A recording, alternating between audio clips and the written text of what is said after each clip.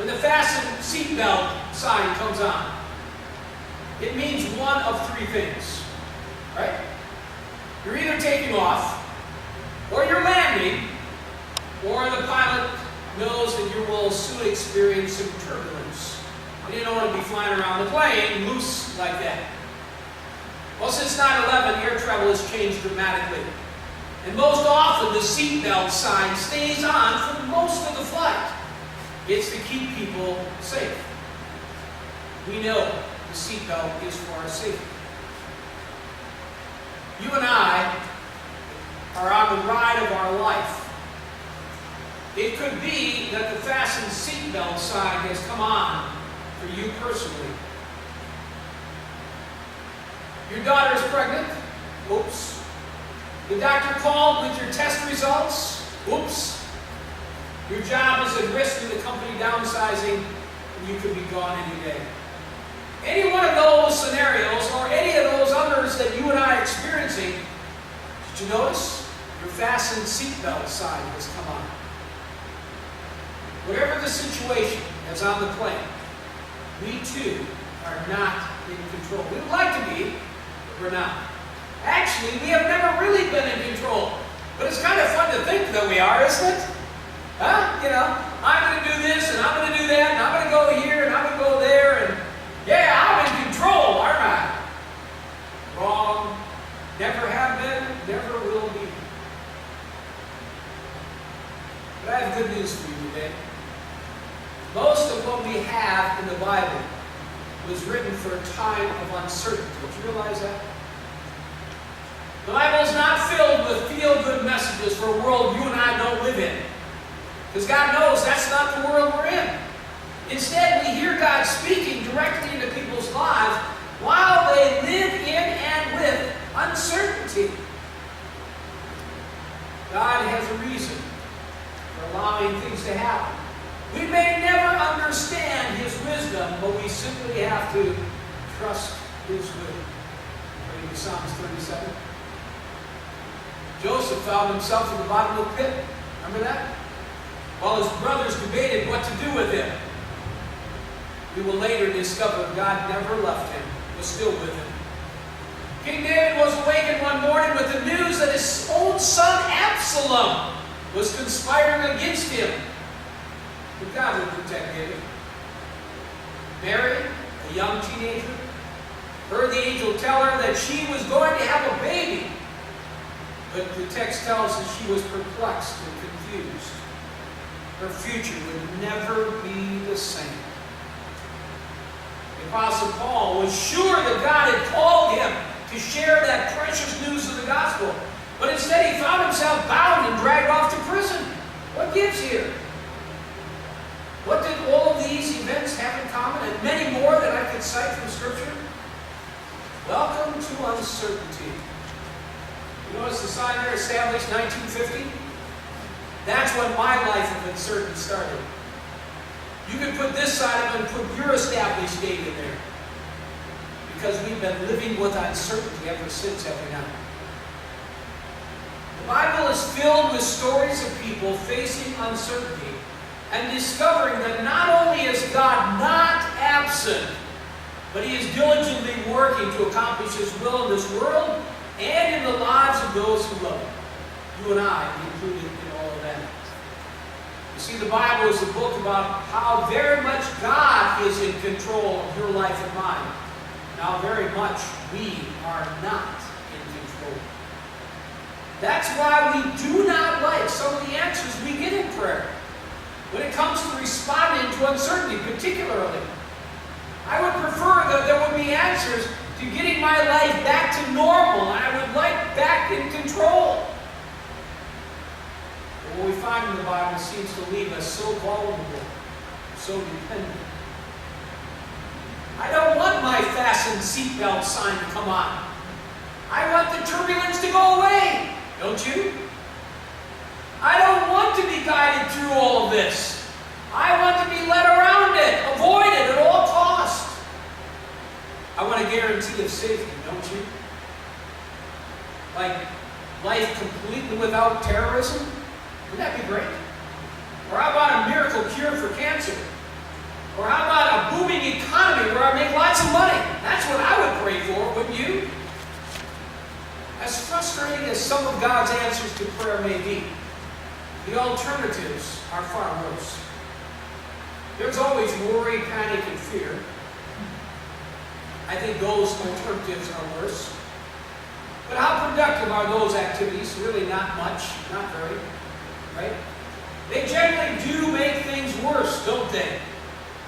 So as we continue this series on prayer, don't underestimate what God says about times of uncertainty. Times of uncertainty are not new to God. He's been dealing with uncertainty in His world since the fall into sin. The Bible is not a manual on how to get our lives back to normal with me in control. That's not what the Bible is made for. The Bible is all about learning to follow God through the valleys of life with confidence that God is in control and that His purposes for my life are good. That's what the Bible is about. So fasten your seatbelts, friends, and get ready for the ride of your life. There are two things I am certain of. You know what they are? Here goes. Certainty number one. The future is completely uncertain. Is that true? Oh yeah. And certainty number two is I am completely certain that this is true. Those are the only two things I'm certain of. Paul says in Philippians 4, and I've highlighted the 4 parts of my message. Rejoice in the Lord always. I will say it again. Rejoice, for the Lord is near. Do not be anxious about anything, but in everything, by prayer and petition, with thanksgiving, present your requests to God. And the peace of God, which transcends all understanding, will guard your hearts and minds in Christ Jesus. Do you know where Paul was when he wrote these words to the Philippians? After being shipwrecked in Malta, Paul arrives in Rome while Nero was emperor. Nero hated the Christians. He blamed them for the fire that nearly destroyed the city of Rome. He ordered all Christians to leave. And those who could not leave, he put to death, including our beloved St. Paul.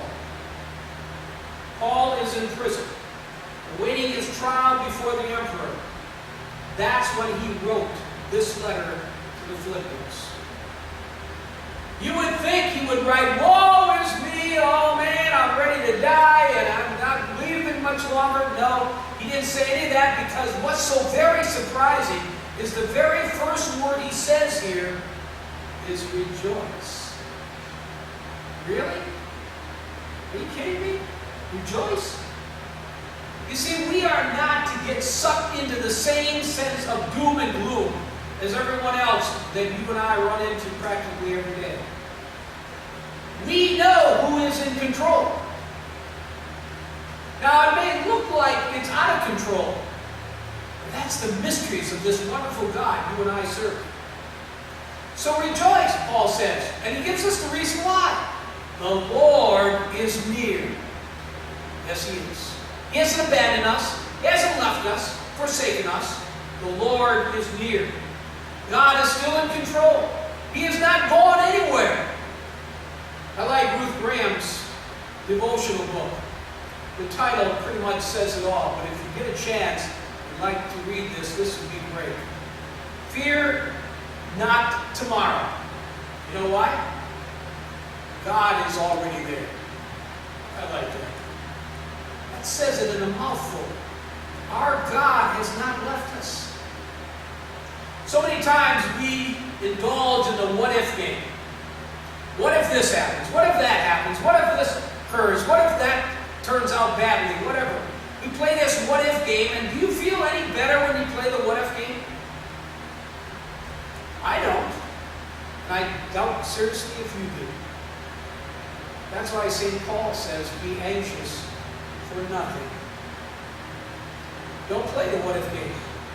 It doesn't bring you the peace of mind that you really want. It just raises anxiety. So be anxious for nothing. Remember, Paul wrote this. He is sitting in prison, watching other Christians being executed and awaiting his own death. no church because there will be no Christians left. That was his plan. But in everything, by prayer, present your request to God. The idea here is not that you and I inform God of our needs. No. He already knows them better than we. Rather, it is for us to discover what we really need in prayer and then verbalize that to God. Paul is saying, I want you to identify your fears, your worries, your concerns, revealing what's on the inside of you, and take that to God in prayer. Here's a good example. You lose your job, okay? Happens a lot in our society today. Your prayer might well be, Lord, I need a job. True, absolutely. But is that the whole picture? Will a job solve all of your worries and problems? No, I don't think so. You see, the real issue is fear, is it not? I won't be able to support my family. Why are you so upset about not having a job? Worry, concern. I'm going to pay my bills. I'm going to put my son or daughter in college. I'm going to pay the house payment. How am I going to be able to support my family? Now we're getting to what's inside, what we're really worried about. Yes, jobs would help. But does that take away the worries and concerns? No, not at all. God's answer to us may well be, I can handle that. Just trust me. Take all of those worries and all of those concerns and put them on me. I can handle that. I can carry that for you. You see, God wants to grow our faith and trust in Him. He doesn't want us just to have a well-paying job and then go willy-nilly controlling our own life. No, we need to rely more heavily upon Him. And He's going to purposely put us in situations where just that is going to happen in your life and mine. We still may not have a job. You can accept that God has not left you alone. God is going to work it out. You and I can trust Him to do that. The result is that you and I are at peace, knowing that God will answer your prayer when the time is right. I like what 1 Peter says, let Him have all of your worries and cares, for He is always thinking about you, watching everything that concerns you. That's the kind of God we have. We can take all our worries, all of our concerns, and say, Lord, I can't handle these. You take care of them. And He does. The result, Paul says, is the peace of God which transcends all understanding. You see, the real need in prayer was not finding another job, but the fears and anxieties of not having one. Once you and I are assured that God can handle all of our fears and anxieties, peace comes over us, even though we have not yet found a job. That's why Paul says, it transcends all understanding.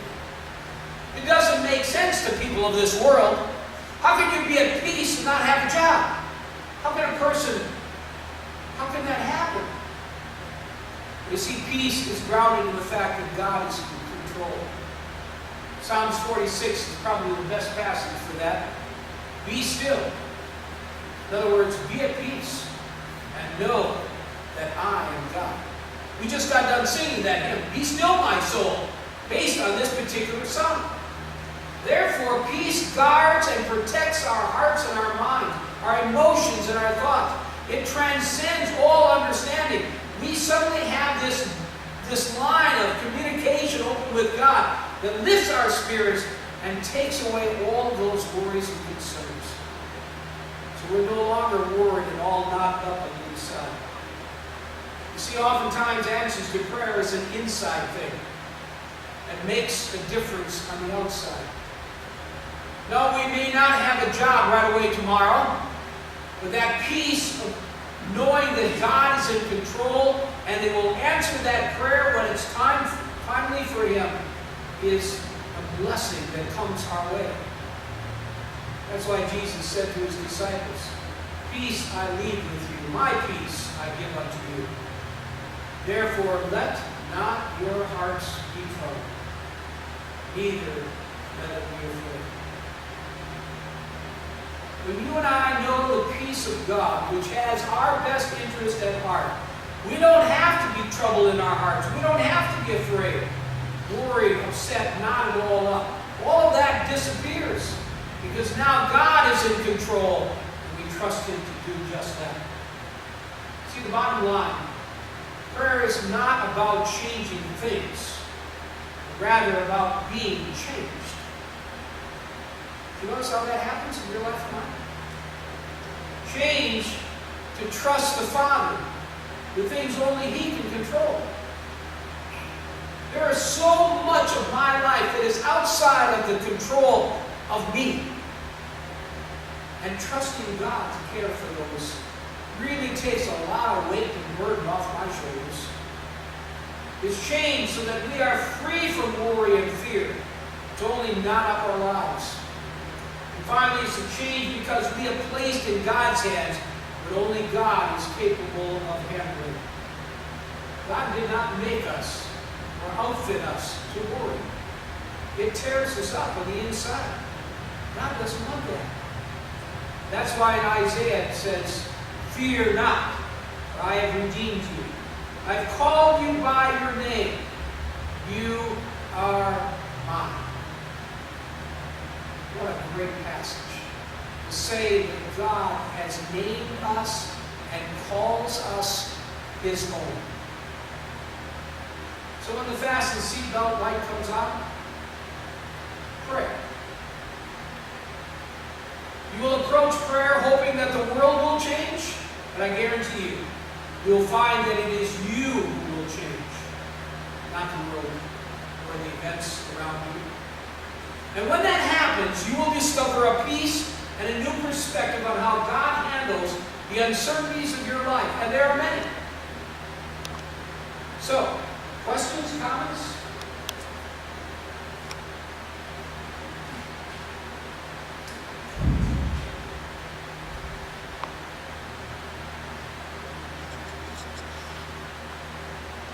You want to put you all to sleep? Good. You're still awake, that's good. Good sign. First rule of preaching, don't put them to sleep. All downhill from there.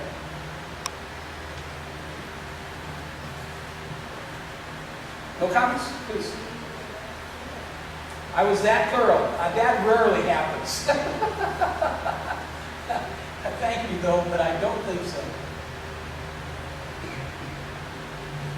Well, no comments. We'll go on with our service. We'll receive the offering, and then after that is being received, I'll get down and pick up any prayer requests.